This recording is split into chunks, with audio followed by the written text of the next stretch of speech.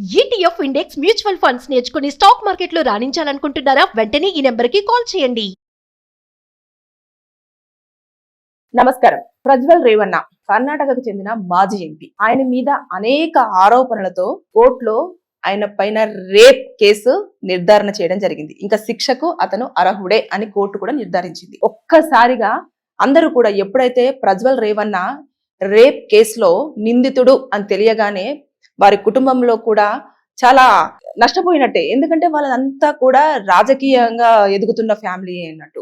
కర్ణాటకకు చెందిన మంచి ఫేమస్ రాజకీయ నాయకులు ఉన్న పార్టీ. ఇతను కూడా జనతాదళ్ సెక్యులర్ పార్టీకి సంబంధించిన మాజీ ఎంపీ. ఎంపీగా పోటీ చేసినప్పుడు అంటే చాలా చిన్న వయసులోనే ఎంపీ అవ్వడం జరిగింది. లోక్సభ దాకా వెళ్లారు. ప్రజల పక్షాన నిల్చుంటాము, మేము ప్రజల కోసం ఫైట్ చేస్తాము, వారికి కావాల్సిన ఏవైతే కావాలో వాటిపైన మేము గొంతు లేవనెత్తి న్యాయం జరిగే విధంగా ప్రయత్నిస్తాము అని చెప్పేసి నా నాయకులే మహిళల పట్ల మాత్రము చాలా అసభ్యంగా ప్రవర్తిస్తున్నారు కొంతమంది.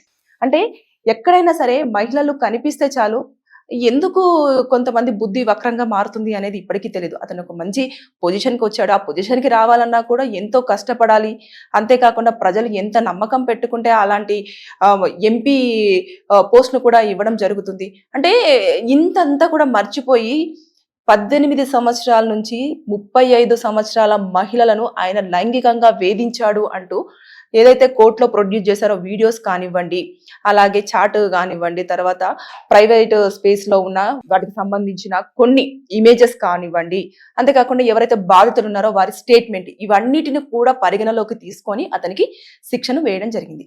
అసలు ఏం జరిగింది, ఎలా జరిగింది, అతను ఎలా పట్టుబడ్డాడు అని అంటే అతనికి ఎక్కువగా అమ్మాయిల వ్యామోహం ఉంది అని చెప్పేసి ఎప్పటి నుంచల్లా ఆరోపణలు జరుగుతూనే ఉన్నాయి. గతంలో కూడా ఆరోపించినప్పుడు ఇది రాజకీయంగా నన్ను దెబ్బ కొట్టడానికే నన్ను ఇలా చేస్తున్నారు, ఆపోజిట్ పార్టీ వాళ్ళందరూ కూడా నా ఎదుగుదలను తట్టుకోలేకపోతున్నారు, ప్రతిపక్షం వాళ్ళు చేస్తున్న పనే ఇది అని చెప్పేసి ఆయన చెప్పుకుంటూ రావడం జరిగింది. కాకపోతే మహిళలు ఒక్కొక్కరిగా బయటికి రావడం, ఇతని వల్ల చాలా ఆవేదన వ్యక్తం అంటే మేము చాలా వరకు బాధ ఫేస్ చేస్తున్నాము అని చెప్పేసి అన్నారు. ఏం చేసేవాడు అంటే అతను ఎంపీ కాబట్టి ఆ ఆఫీస్ లో ఉన్న మహిళల పైననే, అతని దగ్గర పనిచేస్తున్న మహిళలు కానివ్వండి, ఇంట్లో పనిచేస్తున్న వంట మనిషి కానివ్వండి, లేదంటే హౌస్ క్లీనింగ్ చేసే పర్సన్ కానివ్వండి, ఇలాంటి వాళ్ళ మీదనే ఎక్కువగా ఫోకస్ చేసేవాడు. అంటే బయటి వాళ్ళను ఎవరినో ఎక్కడికో పోయి ఇలా కాదు, చుట్టూ ఉన్న వాళ్ళనే వాళ్ళకు సంబంధించిన కొన్ని వీడియోస్ ని తీయడం. అంటే అతనికి తెలియకుండానే ఇప్పుడు అతని ఏరియా కాబట్టి అతనికి సంబంధించిన ప్రతి ప్లేస్ లో కూడా సీసీ కెమెరాలను పెట్టుకోవడం జరిగింది. అట్లా వాష్రూమ్ లో ఇలాంటి వాటిలలో కూడా వాళ్ళు ప్రైవేట్ గా డ్రెస్సులు చేంజ్ చేసుకునే ప్లేసులలో, ఇలాంటి ప్లేసులలో కూడా సీసీ కెమెరాలను ఫిక్స్ చేశారు. వాటిని చూపించి ఆయన ఇంకా నువ్వు నా దగ్గరికి రాకపోతే నీ పరిస్థితి దారుణంగా ఉంటుంది అని చెప్పేసి భయపెట్టించేవాడంట. భయపెట్టించిన తర్వాత ఇంకా వాళ్ళు చేసేది ఏమీ లేక 1-2 సార్లు వస్తే వాటిని ప్రైవేట్ టైంలో ఉన్నప్పుడు వాటిని రికార్డ్ చేసి ఇంకా ప్రతిసారి వాటిని చూపించి నీ దగ్గర నా వీడియో ఉంది, నువ్వు నాకు కావాల్సినప్పుడు రాకపోతే నీ పరిస్థితి ఇంకోలా ఉంటుంది, లేదంటే నీ పైన ఇలాంటి కేసు అని బనాయించేసి నిన్ను జైల్లోకి పంపించడము జరుగుతుంది అని చెప్పేసి. అంటే మహిళలు ఎవరికి చెప్పుకోలేరు కొన్ని విషయాలనైతే. అది చెప్పుకుంటే కుటుంబంలో ఎలా రిసీవ్ చేసుకుంటారో తెలియదు, సొసైటీ ఎలా రిసీవ్ చేసుకుంటుందో తెలియదు. దానివల్ల ఏం చేశారంటే ఇంకా చేసేది ఆయన ఎంపీ అంత పెద్ద ఎంతో పోటీ అంటే ఢీకొనడానికి కూడా వాళ్ళకి శక్తి ఉండకపోవచ్చు. అంటే ఎంపీ మీద ఇలాంటి ఆరోపణలు చేస్తున్నారు అని చెప్పేసి అన్న వాదనలు కూడా వినిపిస్తాయి అన్న నేపథ్యంలో చాలా మంది మహిళలు కూడా కొంతమంది ఇంకా పోయిందేదో పోయిందని చెప్పేసి అది జరిగిన తర్వాత అక్కడి నుంచి వెళ్ళిపోయిన వాళ్ళు ఉన్నారు. కొంతమంది ఇంకా వాళ్ళకి సోర్స్ లేక అతను పిలిచినప్పుడల్లా కూడా వెళ్ళే కొన్ని పరిస్థితులు కూడా ఉన్నాయి.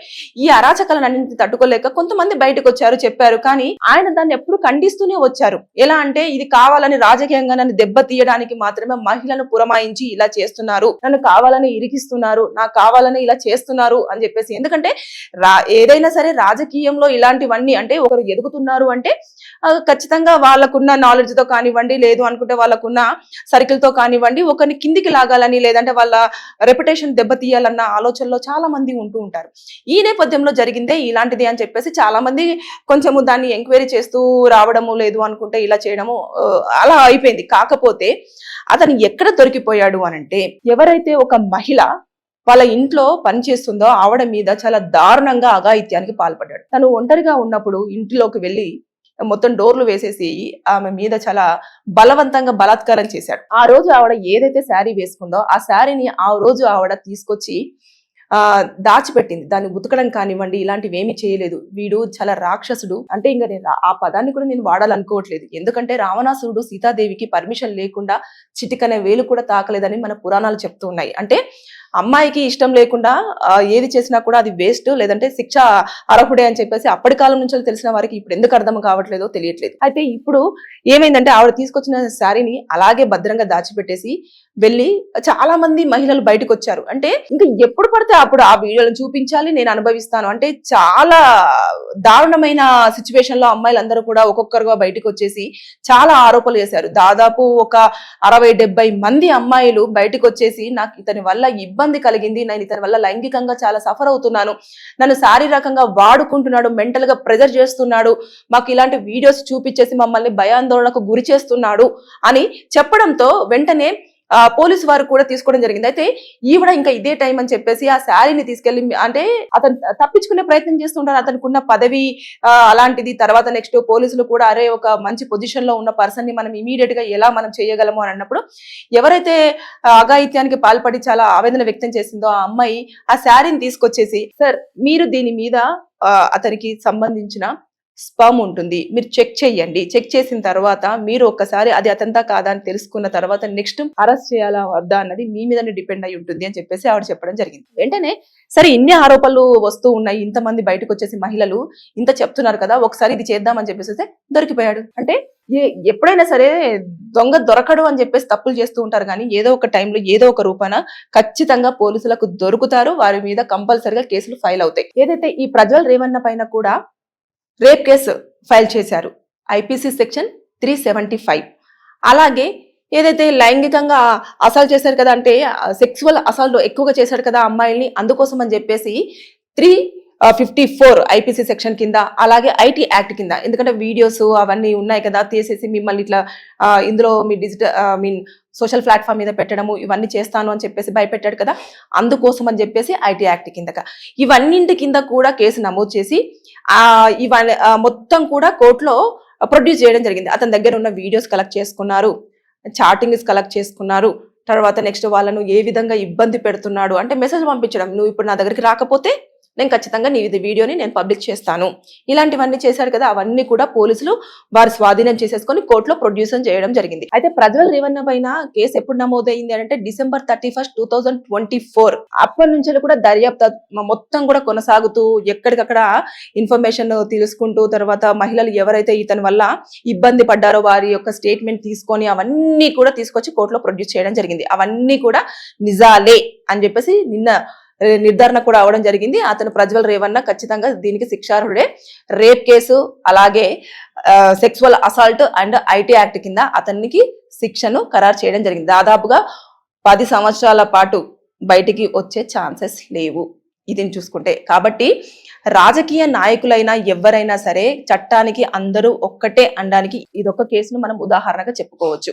అంటే ఇన్ని సంవత్సరాలు అంటే చూసారు కదా, అతను ఎన్నో సంవత్సరాల నుంచి మహిళని ఇబ్బంది పెడుతూ వచ్చిన ఎవరైతే వాళ్ళ ఇంట్లో పనిచేసిందో ఆ అమ్మాయి యొక్క శారీ పట్టించింది అతన్ని చివరికి. అంటే అది ఎలా అంటే ఆరోపణలు చేస్తున్నారు, అన్ని చేస్తున్నారు, కానీ కరెక్ట్ సాలిడ్ ఎవిడెన్స్ అనేది వాళ్ళ దగ్గర లేకుండా పోయింది. దానివల్ల వాళ్ళు ఎంత చేద్దామన్నా కూడా ఒక మంచి పొజిషన్ లో ఉన్న వ్యక్తి ఈ ఆరోపణలు రాగానే పార్టీ నుంచి వెళ్ళి అతన్ని బహిష్కరించడం జరిగింది, పదవి లేకుండా పోయింది, అని లేకపోతే కెరీర్ మొత్తం కొలాప్స్ అయిపోయింది. అంటే తప్పించుకునే ప్రయత్నం ఎన్నో చేసినా కూడా ఎవిడెన్సెస్ ఎప్పుడైతే మనం కరెక్ట్ గా సాలిడ్ గా ప్రజెంట్ చేస్తామో కోర్టులో శిక్ష అనేది కంపల్సరీగా పడుతుంది. దానికి నిదర్శనమే ఈ ప్రజ్వల్ రేవన్న కేసు. ఏదేమైనా సరే కానీ మొత్తానికి దర్యాప్తు చేశారు, తర్వాత నెక్స్ట్ ఎవిడెన్సెస్ అని ప్రొడ్యూస్ చేశారు, మొత్తానికి శిక్ష అనేది పడేలాగా చేశారు. చూసారు కదా, చట్టాలు ఎప్పుడూ కూడా ఎవిడెన్సెస్ తర్వాత బాధితుల యొక్క స్టేట్మెంట్ కానివ్వండి, పోలీసులు ప్రజెంట్ చేసే ఏవైతే వాంగ్మూలాలు కానివ్వండి, లేదా వాళ్ళు చూపించే ఎవిడెన్సెస్ కానివ్వండి, వీటి మీద ఖచ్చితంగా తొందరగానే ఇప్పుడు చూసారు కదా December 31, 2024 నిన్నటి వరకు అంటే 2025 లో అతనికి శిక్ష అనేది ఖరారు అవ్వడం జరిగింది. ఇలా తొందరగా కేసులు అవ్వడానికి రీజన్స్ అన్ని కూడా మనం చూసాం కదా,